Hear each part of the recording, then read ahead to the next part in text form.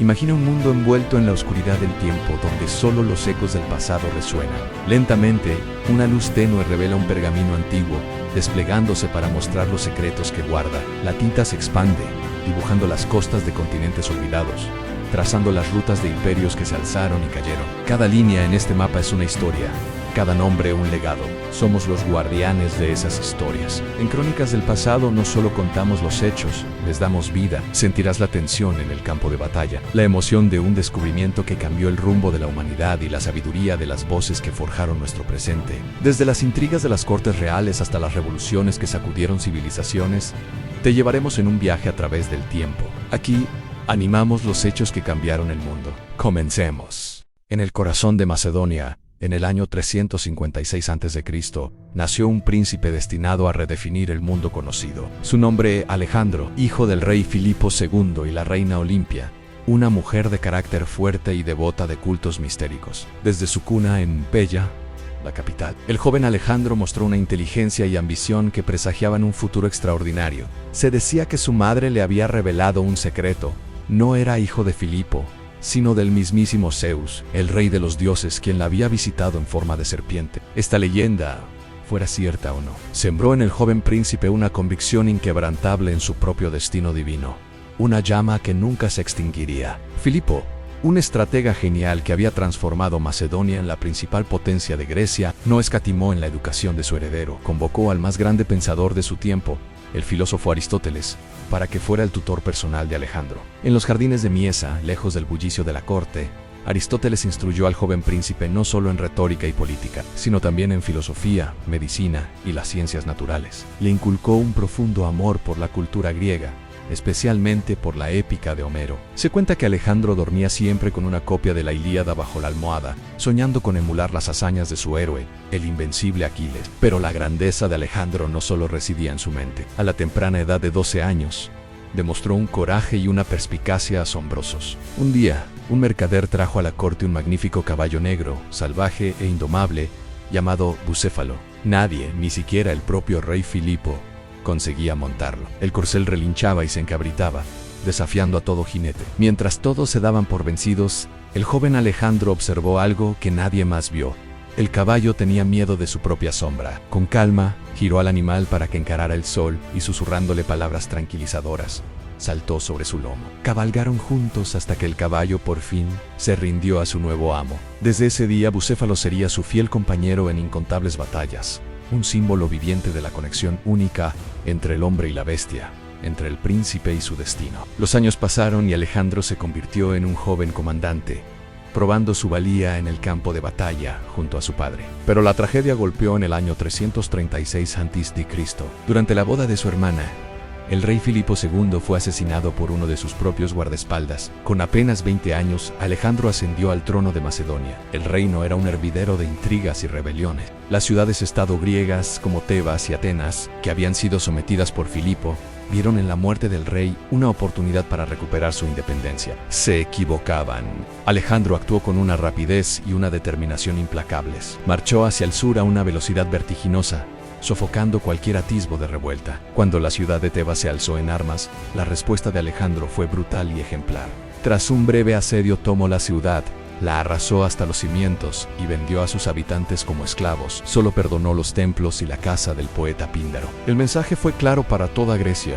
La era de las ciudades-estado independientes había terminado. El poder de Macedonia era absoluto. Una vez pacificada Grecia, Alejandro reunió a los delegados griegos en Corinto y se hizo nombrar comandante supremo de una campaña panhelénica. El objetivo: cumplir el sueño de su padre, la invasión del vasto y poderoso imperio persa. En la primavera del año 334 a.C., un ejército de unos 40.000 hombres, compuesto por macedonios y aliados griegos, cruzó el Helesponto hacia Asia Menor. Era el comienzo de una de las campañas militares más audaces de la historia. El primer gran enfrentamiento no tardó en llegar. A orillas del río Gránico, los sátrapas persas, confiados en su superioridad numérica y en su formidable caballería, esperaban al ejército macedonio. Desoyendo los consejos de sus generales más cautos, Alejandro ordenó una carga frontal a través del río. Él mismo, con su brillante armadura y el penacho de su casco, lideró la caballería de élite. los compañeros, en un ataque suicida contra el centro persa. La batalla fue feroz y sangrienta. Alejandro estuvo a punto de morir, pero fue salvado en el último instante. La audacia de su carga rompió las líneas persas y la disciplinada falange macedonia completó la masacre. La victoria fue total y abrió las puertas de Asia Menor, avanzando por la costa, liberando las ciudades griegas de Ionía del yugo persa. Alejandro llegó a Gordio, la antigua capital de Frigia. Allí, en el templo de Zeus, se encontraba un carro legendario cuyo yugo estaba atado con un nudo de corteza de cornejo, tan intrincado que nadie había podido desatarlo. Una antigua profecía decía que quien lo lograra se convertiría en el señor de toda Asia. Reyes y conquistadores lo habían intentado sin éxito. Alejandro examinó el nudo por un momento y, en lugar de buscar pacientemente el cabo suelto, sacó su espada y de un solo tajo certero lo cortó en dos. Ya fuera por ingenio o por impaciencia, había cumplido la profecía. Su mensaje era tan claro como el filo de su espada. Las viejas reglas no se aplicaban a él. Él estaba forjando su propio destino. Mientras tanto, el gran rey persa, Darío III, no se había quedado de brazos cruzados. Reunió un ejército inmenso, sacado de todos los rincones de su vasto imperio, para aplastar al joven invasor macedonio. El encuentro decisivo tuvo lugar en el año 333 a.C., cerca de la ciudad de Issos, en una estrecha llanura costera que limitaba la superioridad numérica persa. La batalla de Issos fue un choque de titanes. Darío, observando la contienda desde su carro de guerra en el centro de su línea, vio con horror cómo la caballería de Alejandro, liderada por el propio rey en una carga en cuña, rompía sus filas y se dirigía directamente hacia él. Preso del pánico, Darío III giró su carro y huyó del campo de batalla, dejando atrás a su ejército, su campamento e incluso a su propia familia, su madre, su esposa y sus hijas. La huida del rey provocó el colapso total del ejército persa. La victoria de Alejandro fue aplastante. A pesar de tener el camino libre hacia el corazón de Persia, Alejandro tomó una decisión estratégica brillante. En lugar de perseguir a Darío, giró hacia el sur para asegurar la costa del Mediterráneo y neutralizar la poderosa flota fenicia al servicio de los persas. La gran parte de las ciudades fenicias se rindieron sin luchar, pero una se resistió con una terquedad legendaria: Tiro. Esta próspera ciudad-isla, situada a casi 1 kilómetro de la costa, se consideraba inexpugnable, protegida por altos muros y una flota formidable. El asedio de Tiro se convirtió en una de las hazañas de ingeniería militar más impresionantes de la antigüedad. Durante 7 meses los ingenieros de Alejandro construyeron un gigantesco espigón de tierra y piedra a través del mar para conectar la isla con el continente, mientras sus soldados luchaban contra los ataques navales y el fuego incesante de los defensores. Finalmente las máquinas de asedio llegaron a los muros. Tras un asalto brutal, la ciudad cayó. La furia de Alejandro por la prolongada resistencia fue terrible. Miles de tirios fueron masacrados y el resto vendidos como esclavos. Con la costa fenicia bajo su control, el camino hacia Egipto estaba despejado. Exhausto por siglos de dominio persa, Egipto recibió a Alejandro no como un conquistador, sino como un libertador. Entró en Menfis sin oposición y los sacerdotes egipcios lo coronaron como faraón, reconociéndolo como hijo del dios Amon-Ra, el equivalente egipcio de Zeus. Durante su estancia viajó al remoto oasis de Siwa en el desierto de Libia para consultar el famoso oráculo de Amón. Lo que el oráculo le dijo en la intimidad del templo es un misterio, pero Alejandro salió convencido, más que nunca, de su origen divino. Antes de reanudar su persecución de Darío, Alejandro realizó un acto que inmortalizaría su nombre para siempre. En la costa del Mediterráneo, en un lugar estratégico del delta del Nilo, trazó personalmente los planos de una nueva ciudad, una metrópolis que llevaría su nombre y que estaba destinada a convertirse en el más grande centro comercial y cultural del mundo helenístico, llamada Alejandría. Con la fundación de esta ciudad, Alejandro no solo era un conquistador, sino también un creador, un visionario que sembraba las semillas de una nueva era. Su viaje apenas había comenzado, pero ya había cambiado el mapa del mundo para siempre. El camino hacia el este, hacia Babilonia y el corazón de Persia, lo esperaba.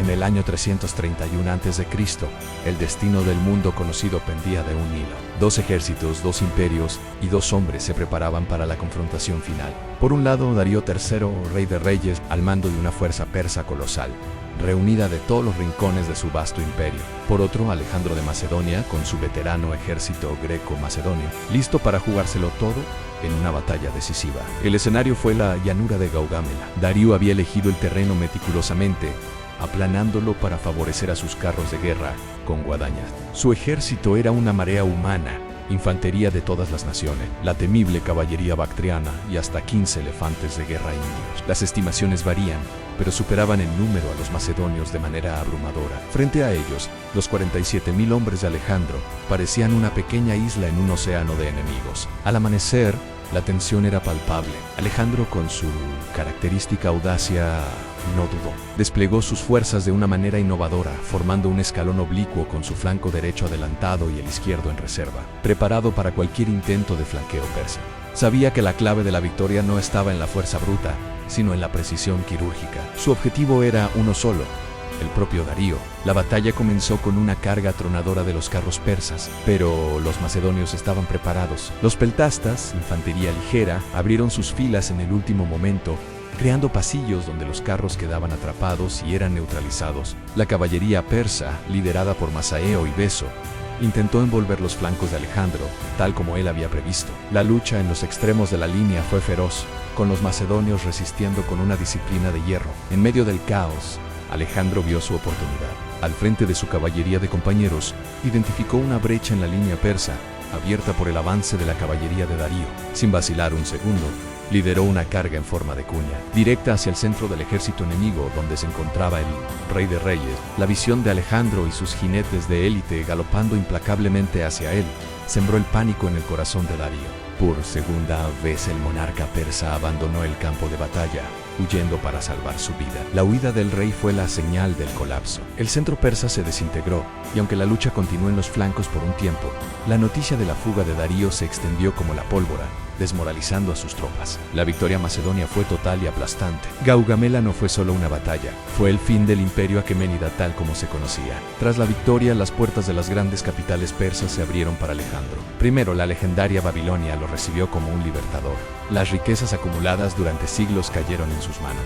Luego marchó hacia Susa, otra de las capitales, donde se apoderó de un tesoro aún más grande, pero el verdadero corazón simbólico del imperio le esperaba: Persépolis. La magnífica ciudad palaciega, cuna de la dinastía aqueménida, era un espectáculo de opulencia y poder. Tras apoderarse de su incalculable tesoro, ocurrió uno de los actos más controvertidos de su vida. En el año 330, durante un banquete, en medio de la euforia y el vino, el gran palacio de Jerjes fue incendiado. Los historiadores debaten si fue un acto de venganza premeditado por la quema de Atenas durante las guerras médicas, o una decisión impulsiva y ebria.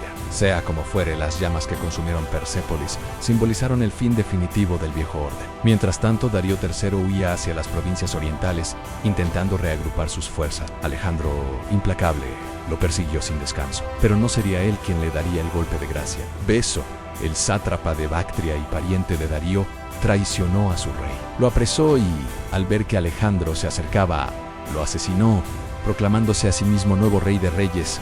Alejandro encontró el cuerpo de su antiguo rival abandonado en un carro. Con un gesto de respeto, cubrió a Darío con su propio manto y ordenó que fuera enterrado con todos los honores reales en Persépolis. Ahora, Alejandro no era solo el conquistador, sino también el legítimo sucesor del trono persa y el vengador de Darío. Su siguiente objetivo fue capturar a Beso, una campaña que lo llevó a las remotas y salvajes tierras de Bactria y Sotiana, en el actual Afganistán. Fue una guerra de guerrillas brutal, muy diferente a las batallas campales a las que estaba acostumbrado. Fue aquí donde conoció a Roxana, la hija de un noble local, y se casó con ella, un movimiento político brillante para pacificar la región. Durante este tiempo, Alejandro comenzó a adoptar costumbres persas. Vestía túnicas orientales, introdujo el ceremonial de la corte persa y exigió la proscanices, el acto de postrarse ante el rey. Esto causó un profundo malestar entre sus veteranos macedonios, que lo veían como un igual y consideraban estas costumbres una afrenta a su libertad. La tensión culminó en trágicos episodios, como el asesinato de su amigo Claito el Negro, en una disputa de borrachos, y la ejecución de su historiador oficial, Calístenes, por oponerse a la prosquinesis. Alejandro, el líder carismático, comenzaba a mostrar una faceta más autoritaria y paranoica. Con el corazón del imperio asegurado, la insaciable curiosidad y ambición de Alejandro lo empujaron aún más al este. En el 327 a.C., cruzó el Hindu Kush y entró en la India. Su objetivo era llegar al fin del mundo, que creía que se encontraba en el río Océano, más allá del Indo. En el 326 a.C., se enfrentó a uno de sus desafíos más formidables en la batalla del río Hidaspes. Al otro lado del río le esperaba el rey Poro, un gobernante indio de gran estatura y valentía, con un ejército formidable que incluía 200 elefantes de guerra. Estas bestias eran el equivalente a los tanques de la antigüedad y aterraban a los hombres y caballos macedonios. Alejandro demostró una vez más su genio táctico. Fingió cruzar el río en varios puntos durante días,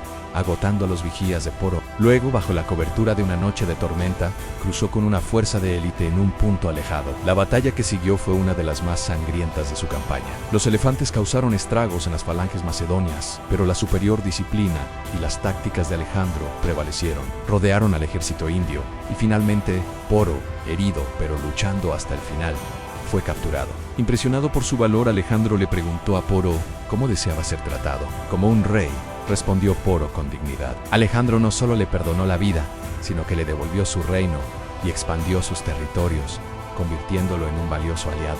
En esta batalla, sin embargo, Alejandro sufrió una pérdida personal devastadora: la muerte de su amado caballo, Bucéfalo, que lo había acompañado desde su juventud. En su honor, fundó la ciudad de Alejandría Bucéfala. Después de la victoria en el Hidaspes, Alejandro quería seguir adelante, hacia el río Ganges, pero sus hombres habían llegado a su límite.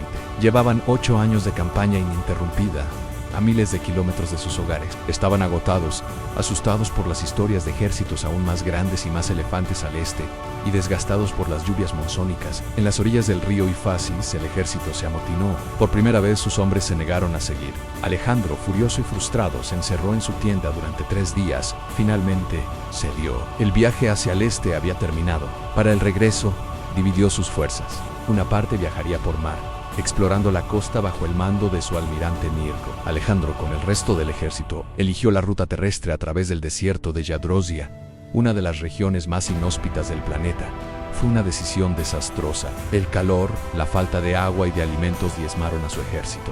Muchos de sus soldados, junto con sus familias, perecieron en una marcha infernal que duró 60 días. Fue un sufrimiento inmenso, un precio terrible por su obstinación. Finalmente, en el 324 a.C., los supervivientes llegaron de nuevo a Persia. Para unificar sus imperios y fusionar las culturas griega y persa, Alejandro organizó las bodas de Susa. En una ceremonia masiva, él y 80 de sus altos oficiales se casaron con mujeres de la nobleza persa. 10.000 de sus soldados también se casaron con mujeres locales, recibiendo una dote del propio rey. Era su visión de un imperio multicultural, una idea revolucionaria para la época, pero que también fue vista con recelo por muchos de sus compatriotas. De vuelta en Babilonia, Alejandro comenzó a planificar nuevas conquistas, una expedición para circunnavegar Arabia, pero esos planes nunca se materializarían. En junio del año 323 a.C., después de un largo banquete, Alejandro cayó enfermo con una fiebre repentina y violenta. Durante 10 días, su estado empeoró progresivamente. Perdió la capacidad de hablar y quedó paralizado. Finalmente, el 10 u 11 de junio, Alejandro Magno, conquistador del mundo conocido, murió. Tenía solo 32 años. Las causas de su muerte siguen siendo un misterio. ¿Fue malaria, fiebre tifoidea o quizás veneno? Nunca lo sabremos con certeza. En su lecho de muerte, cuando sus generales le preguntaron a quién legaba su imperio, se dice que susurró: al más fuerte. Su muerte desató el caos. Su vasto imperio, sin un heredero claro, se fragmentó casi de inmediato. Sus generales, los diádocos, lucharon entre sí durante décadas por los pedazos del botín, creando reinos helenísticos en Egipto, Asia y Macedonia. La visión de Alejandro de un imperio unificado se desvaneció, pero su legado perduró. Alejandro Magno fue más que un conquistador. Fue un visionario que derribó las barreras entre Oriente y Occidente. Extendió la lengua, la cultura y el pensamiento griegos hasta los confines de la India, iniciando la era helenística, un periodo de increíble fusión cultural y avance intelectual. Su vida, aunque corta, cambió el curso de la historia para siempre. Un estratega inigualable, un líder carismático y una figura de ambición sin límites. Su leyenda sigue fascinando al mundo, recordándonos el poder de un solo individuo para transformar la faz de la Tierra. Gracias por acompañarnos en este viaje. Si te ha gustado, no olvides suscribirte para más historias épicas.